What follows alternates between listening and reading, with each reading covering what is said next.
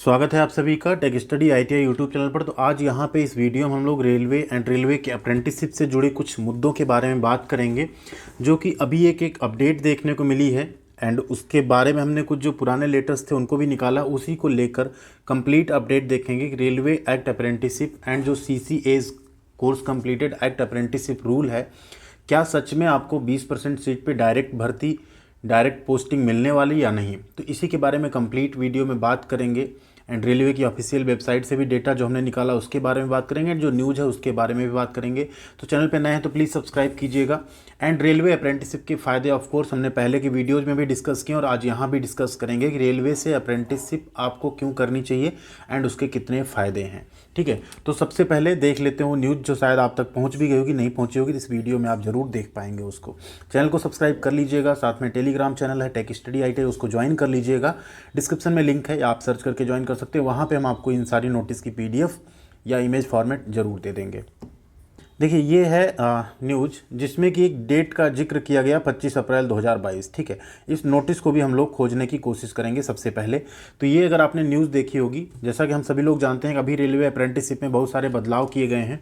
जो भी railway group D की या टेक्नीशियन की पोस्ट आएगी, उसमें जो रेलवे से अप्रेंटिसशिप कर चुके हैं, वो चाहे जिस जोन से किए हों, इवन चाहे उन्होंने वर्कशॉप से की हो, चाहे जहाँ से, उन्हें 20% सीटें उनके लिए रिजर्व रहती हैं, आरक्षित रहती हैं। उसी पे वो आसानी से फाइट कर सकते हैं। साथ में उनको दूसरा बेनिफिट दिया गया था, उनका जो रेलवे भर्ती अप्रेंटिसशिप के बाद एक NCVT का एग्ज़ाम होता है अप्रेंटिसशिप का, जिसको AITT एग्ज़ाम बोलते हैं। अब एग्ज़ाम तो नहीं होगा, बट सेशनल प्रैक्टिकल के जो मार्क्स रहेंगे उसका 1/3 का वेटेज मिलेगा उनको CVT एग्ज़ाम में जो परीक्षा होगी उसमें। एंड जो PET होता है, फिजिकल एफिशिएंसी टेस्ट होता है, जो आपको रनिंग कराई जाती है कुछ वेट रखवा के, वो भी आपकी नहीं होगी। इतने सारे वेटेज मिले थे। उसके अलावा अब यहाँ पे देखते हैं क्या लिखा है। 80% पदों पर भर्ती के लिए युवकों को निर्धारित प्रक्रिया से गुजरना होगा। अप्रेंटिसशिप करने वाले युवाओं के लिए 20% पद आरक्षित। ये तो आपको पहले ही क्लियर था। अब यहाँ क्या लिखा जा रहा है, रेलवे ने बेरोजगारों को तोहफा दिया है। रेलवे से अप्रेंटिस करने वाले युवाओं की सीधी भर्ती होगी। सीधी भर्ती, इसके लिए 20% पद आरक्षित किए जाएंगे। मीन्स ये कहा जा रहा है कि 20% पदों पर सीधी उन्हीं की भर्ती होगी। अब ये सीधी भर्ती टर्म जो है ना, ये थोड़ा सा कंफ्यूज कर रहा है यहाँ पे।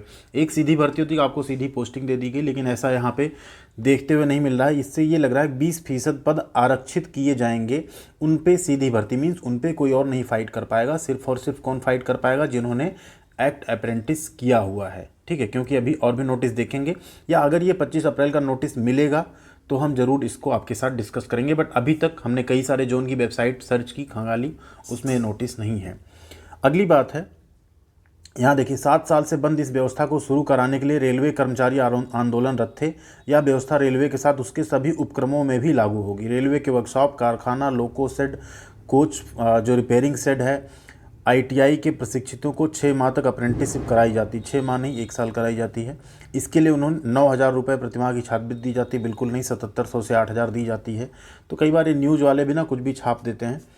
वर्ष 2014 से पहले रेलवे में अप्रेंटिस करने वालों को बिना किसी परीक्षा के सीधी भर्ती की जाती थी। इसके बाद अप्रेंटिस कराने की व्यवस्था जारी रखी गई, लेकिन सीधी भर्ती बंद कर दी गई। रेलवे की ट्रेड यूनियन इसे लेकर आंदोलनरत थी। पूर्व में तत्कालीन रेल मंत्री पीयूष गोयल से भी सीधी भर्ती की मांग की गई थी। रेलवे बोर्ड के उपनिदेशक ललिता R मेनन ने 25 अप्रैल को पत्र जारी कर कहा कि तकनीकी कर्मियों के रिक्त पदों में 20% पदों पर अप्रेंटिस वालों की भर्ती की जाए। देखिए, यहाँ यही है, सीधी भर्ती वर्ड जो है ना, यही यहाँ पे गलत है।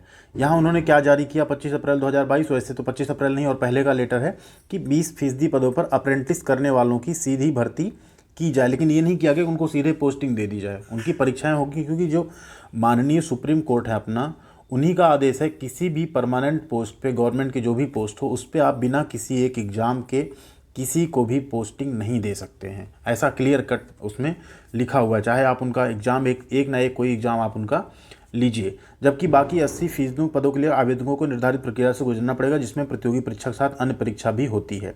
सीधी भर्ती का नियम रेलवे के अलावा भारतीय रेल खान पान यानी जो IRCTC है, मेट्रो रेल विकास निगम, रेलटेल व रेलवे के अन्य उपक्रमों पर भी लागू होगा। ऐसी डिमांड इनसे की गई है। साथ में यहाँ देखेंगे क्या लिखा है, सीधी भर्ती के लिए ऑल इंडिया रेलमैन फेडरेशन ने देश भर में आंदोलन किया था।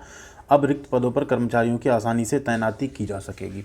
तो देखिए, यहाँ पे हम ये नहीं कह रहे कि ऐसा नहीं हो सकता। अगर ऐसा होता है तो हम भी चाहते हैं कि जो एक्ट अप्रेंटिसशिप आप 1 साल तक इतनी मेहनत करते हैं रेलवे में अप्रेंटिसशिप करके, ऐसा नहीं आप वहाँ फ्री के बैठे रहते हैं। 8,000 की जहाँ आप 16,000 26,000 तक का काम करते हैं उसमें मंथली, तो आपके साथ अच्छा होना चाहिए। ऑब्वियस सी बात है, अगर सीधी भर्ती होती तो वो भी, उसमें भी आपको बेनिफिट मिलना चाहिए। लेकिन कई बार क्या होता है कि सीधी भर्ती जब होती है तो ऑब्वियस सी बात है किसी मेरिट बेस पे या किसी बेस पे होगी, तो इतने सारे अप्रेंटिसशिप बेरोजगार हैं कि उसमें कुछ लोग जो हाई मेरिट वाले होंगे एकेडमिक्स में या AITT में, वो फिर से जॉब पा जाएंगे, नीचे वाले फिर से रह जाएंगे, भले वो कितनी भी मेहनत करते रहें। तो कहीं ना कहीं सीधी भर्ती के साथ अगर परीक्षा रहेगी तो ये थोड़ा सा सबके साथ इसका कहीं ना कहीं बेनिफिट होगा, बल्कि 20% से कोटा और बढ़ा दिया जाए तो और अच्छा है। तो यहाँ पर ये सारी बातें की गई हैं। ठीक, वो नोटिस देख लेते हैं जिसमें बात की गई थी सीधी भर्ती या कैसे भर्ती की जाएगी अप्रेंटिसशिप की। और ये एक लेटर आप देख सकते हैं 13 अप्रैल का है, 25 अप्रैल का तो अभी तक लेटर नहीं मिला है, क्या बात बनी है उस पर। बट हाँ, इसमें ये 3 बातें हुई थी कि जो रेलवे अप्रेंटिसशिप है उनको 20% जो रिज़र्व हैं वो सीटें रिज़र्व रहेंगी।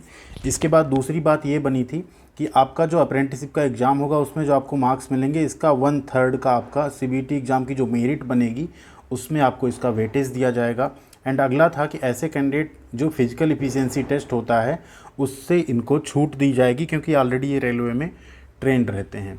एंड इन चीज़ों को मॉडिफाई भी कर दिया रेलवे ने, इसका ऑलरेडी एक सेपरेट लेटर भी जारी हो गया था। बट अभी तक जैसे ही डायरेक्ट भर्ती का ये आता है कि आपका कोई CBT एग्ज़ाम नहीं होगा, तो उस पर हम ज़रूर एक बार बना देंगे वीडियो। बट मुझे 1% चांस ही सिर्फ लगता है कि ऐसा होगा कि GM पावर लाया जाए, क्योंकि वो सुप्रीम कोर्ट या संविधान का जो भी अनुच्छेद है उसकी उसमें अवहेलना करनी होगी एंड वो चीज़ शायद हो नहीं पाएगी।